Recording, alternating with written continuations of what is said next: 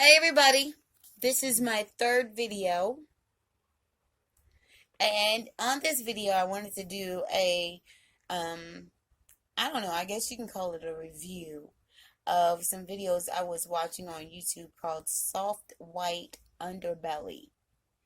And in these videos that he's done, which are pretty much recent, the last one I saw was about 7 months ago, and he's doing videos on everything from um, drug addicts to pimps to um, homeless people to transformists to transvestites to you name it.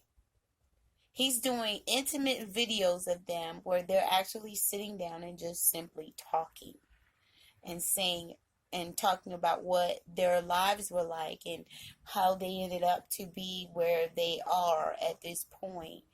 And the most interesting one to me, because truth, let me start from the beginning.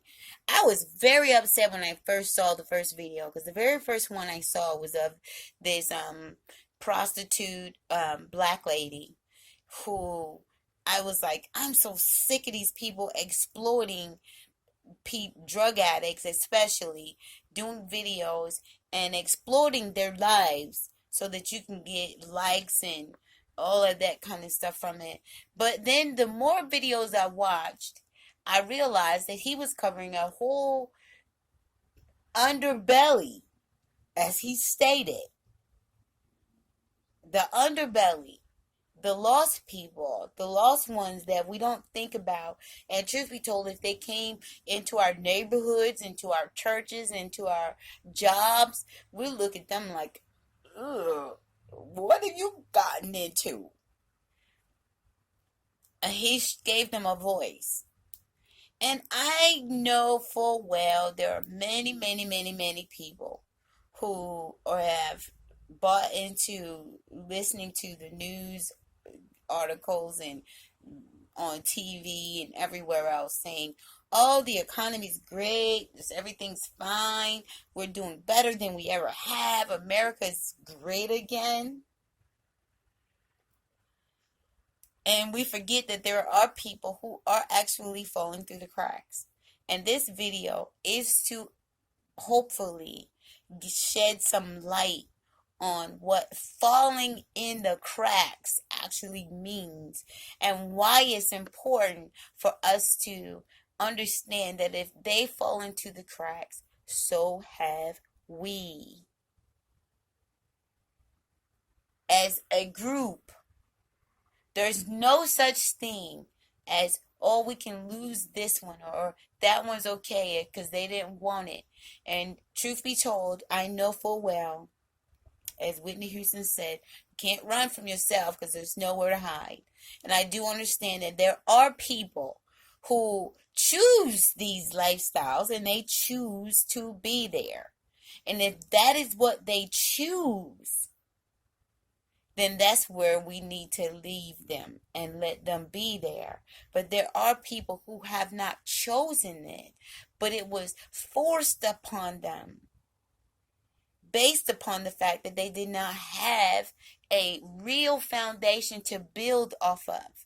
And I think that's what these videos are basically showing you, that these are not detrimental people. They've come to understand that this is the lot that I'm given and I'm just going to live it as best as I know how to live it. That's it. Even who struck me the most was the pimp. Because he says in his video, and you have to go and watch it to see it, I hate women.